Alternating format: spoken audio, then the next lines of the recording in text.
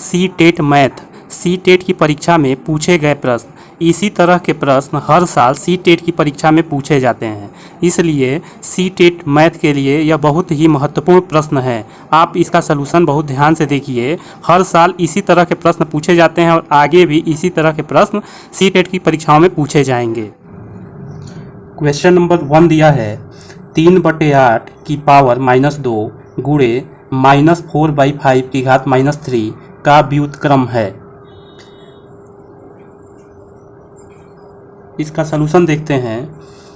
यहाँ जो माइनस दिया है, पावर में माइनस दिया है, इस माइनस को हटाने के लिए जब यहाँ से माइनस हटाएंगे तो इसका हर जो है अंश पे चला जाएगा और अंश हर पे आ जाएगा, यानी कि 8 ऊपर चला जाएगा और 3 नीचे आ जाएगा। तो इसको हम लिख सकते हैं 8/3 की घात 2। यहाँ से माइनस हट गया। ऐसे ही गुणा के निशान, ये 4 नीचे आ जाएगा, 5 ऊपर चला जाएगा, यानी कि 5/-4 की घात 3। यहाँ से भी माइनस हट जाएगा। तो इसको लिख सकते हैं 8×8 और 3 को लिख सकते हैं 3×3। स्क्वायर है तो 2 बार गुणा करेंगे। इस पे घात 3 है, बीच में गुणा का निशान है तो यहाँ गुणा का निशान लगाएंगे। यहाँ लिख सकते हैं 5×5×5 बटे, इसको 4 को लिए यहाँ गुणा का निशान, -4×-4×-4।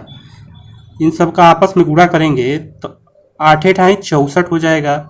ये 3×5 में गुणा करेंगे तो यह हो जाएगा 125 बटे, यह गुणा होगा 3×3 9 हो जाएगा। ये 4 का 3 बार गुणा करेंगे, माइनस में माइनस से गुणा होगा तो प्लस, फिर प्लस से माइनस में गुणा होगा तो फिर माइनस, यह हो जाएगा माइनस, ये हो जाएगा 64।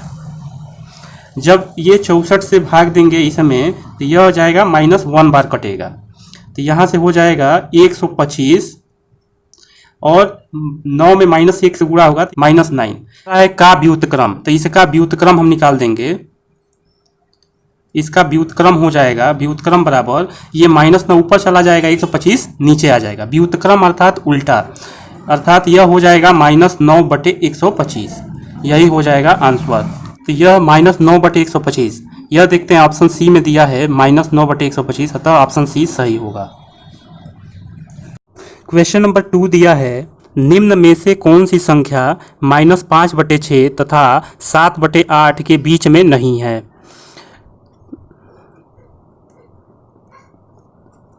इसका सलूशन देखते हैं हम लोग।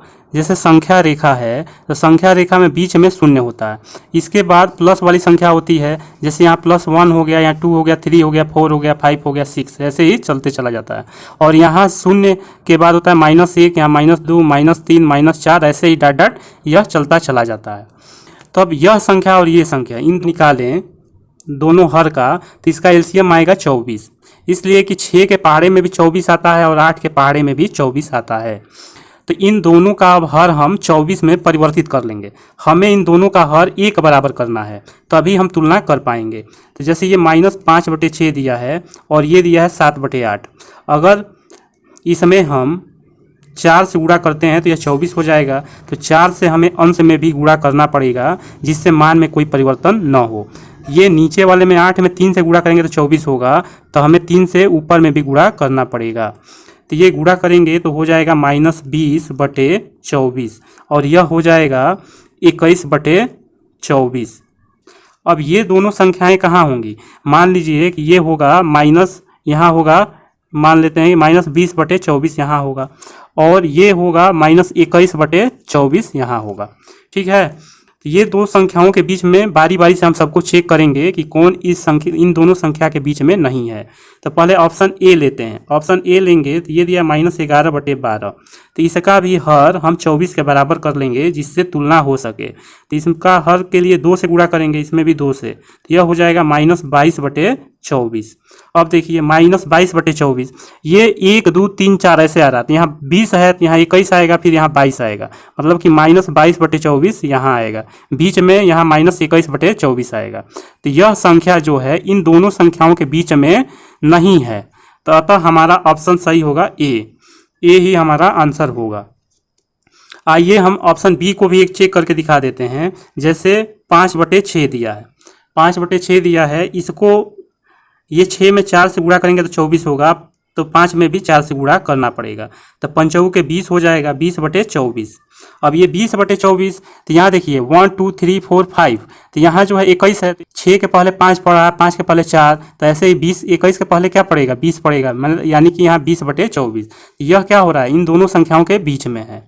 इसको भी चेक करेंगे, तो ये देखिए -1 -2 -3, तो ऐसे ये 17 है, तो 17 18 19 20, यानी कि ये भी कहाँ पड़ेगा, -17/24 यहाँ पड़ेगा। ये भी संख्या इन दोनों संख्याओं के बीच में पड़ रही है। यह भी संख्या इन दोनों संख्या के बीच में है, ये भी संख्या इन दोनों संख्या के बीच में है।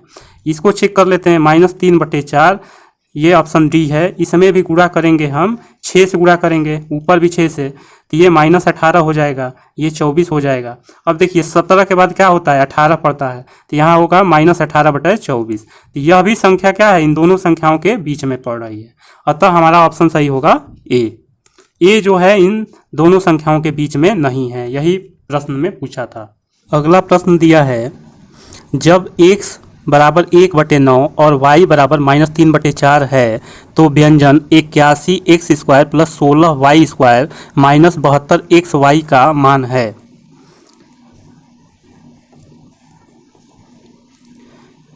दिया है 81x² + 16y² - 72xy, यह दिया है। तो यहाँ यह देखेंगे कि 9x² का यह होल स्क्वायर है, प्लस इसको देखेंगे कि 4y² का स्क्वायर है। यह को तोड़ेंगे तो यह होगा 2 इंटू, यह हो जाएगा 9x गुणे इंटू 4y। देखिए ये होगा 9 चौका 36 और 36 दूना 72 -72xy, यह हो जाएगा। गुणा करेंगे तो इसी को मैं तोड़ दिया हूँ, फिर गुणा करूँगा तो यह आएगा -72xy। इसको मैंने क्यों तोड़ा है, इसलिए तोड़ा है, यहाँ यह माइनस होगा। इसको मैं बनाया हूँ a² - b² का होल स्क्वायर क्या होता है, a² + b² - 2ab। तो यह देखिए यह हो गया a², यह हो गया b², यहाँ a की जगह है 9x, तो यहाँ हो गया 9x इंटू, यह है b की जगह 4y, यहाँ 4y हो गया, यहाँ -2, यहाँ भी -2 है। तो इसको हम लिख सकते हैं 9x - 4y का होल स्क्वायर। हम रखेंगे तो 9 गुणे x का मान दिया है 1/9, तो यहाँ 1/9 रखेंगे, फिर माइनस यहाँ -4 दिया है, गुणे इसका मान है -3/4, यानी इसका भी मान है -3/4। यहाँ जब माइनस में माइनस से गुणा होगा तो यह क्या हो जाएगा, यह प्लस हो जाएगा। पहले इसको कटा लेते हैं, यह कट गया, ये दो होल स्क्वायर है, तो यहाँ होल स्क्वायर लिख लेंगे। यह 4 से 4 क्या हो जाएगा, कैंसिल, ये माइनस में माइनस से गुणा होगा तो यह भी प्लस हो जाएगा, तो यहाँ पे प्लस हो जाएगा। और तो यहाँ 1 बच गया, यहाँ पे 3 बच गया, ये भी +3 हो गया। तो इन दोनों को जोड़ेंगे तो यह हो जाएगा 4 का होल स्क्वायर, तो बराबर 4 का होल स्क्वायर क्या होगा, 4 चौके 16, अतः आंसर होगा 16। यह जो है तो यही आंसर होगा जो ऑप्शन डी में दिया हुआ है। अगला प्रश्न दिया है, किसी चतुर्भुज के कोण 2 संबंधित 3 संबंधित 5 संबंधित 8 के अनुपात में है। इनके सबसे बड़े कोण के संपूरक तथा सबसे छोटे कोण के पूरक का योग है। तो किसी चतुर्भुज के चारों कोणों का योग कितना होता है, तो किसी भी चतुर्भुज के चारों कोणों का योग होता है 360 डिग्री। तो ये अनुपात दिया 3 संबंधे 2 संबंधे 3 संबंधे 5 संबंधे 8, तो इस सबका अनुपातिक योग निकाल लेंगे। अनुपातिक योग बराबर हो जाएगा 2 + 3 + 5 + 8, ये सभी को आपस में जोड़ लेंगे। तो 8 5 13, 13 3 16, 16 2 18, यह हो जाएगा 18। तो यह होगा, चूंकि 18 बराबर दिया है 360 डिग्री, तो अगर हम एक का मान निकालें तो कितना हो जाएगा, इसमें 18 से भाग होगा तो होगा 18 दूनी 36, 20 डिग्री होगा। सबसे छोटा कोण दिया है 2, तो सबसे छोटा कोण का मान निकालेंगे। छोटा कोण बराबर क्या हो जाएगा, 1 बराबर 20 दिया है तो 2 बराबर क्या हो जाएगा, 2 बराबर 20 दूनी 40 हो जाएगा। यह 20 में 2 से गुणा हो जाएगा तो यह 40 हो जाएगा। अतः फिर बड़ा कोण निकालेंगे हम। बड़ा कोण क्या हो जाएगा, तो बड़ा कोण दिया है यहाँ 8, तो यहाँ 8 बराबर क्या हो जाएगा, 8 में 20 से गुणा हो जाएगा, 20 × 8 बराबर हो जाएगा 160 डिग्री। यह छोटा कोण हो गया, ये बड़ा कोण। अब कह रहा है छोटा कोण का पूरक, तो पूरक कोण कैसे निकालते हैं? इसका 40 का पूरक कोण होगा, यदि हम इसको 90 अंश से घटा दें तो इसका पूरक कोण निकल जाएगा। 90 माइनस 40 डिग्री बराबर हो जाएगा यह 50 डिग्री आ गया। यानी कि यह 40 का पूरक कोण क्या हो गया? 50 डिग्री। इसका समपूरक कोण पूछ रहा है। समपूरक कोण बराबर होगा, यदि हम इसको 180 में से घटा दे तो इसका समपूरक कोण निकल जाएगा। तो यहाँ लिखेंगे 180 माइनस 160, तो घटाएंगे तो हो जाएगा 20 डिग्री। अब यही पूछ रहा है कि सबसे छोटे कोण का पूरक और सबसे बड़े कोण के समपूरक का योग पूछ रहा है। तो इसका आ गया यह 50, ये 20, इन दोनों को अगर हम जोड़ दें तो इन दोनों का योग आ जाएगा 50 20 होगा 70 डिग्री। यही हो जाएगा आंसर। यह ऑप्शन ए में दिया है, अतः ऑप्शन ए सही होगा। अगला क्वेश्चन दिया है, एक टंकी घनाभ के आकार की है, इसमें अधिकतम 540 मीटर क्यूब पानी आ सकता है, अर्थात जितना पानी आता है वही उस टंकी की आयतन होता है। यदि इस टंकी की लंबाई 8 मीटर और चौड़ाई 15 मीटर है तो टंकी की गहराई कितने मीटर होगी जब यह 2/3 भरी हुई है? तो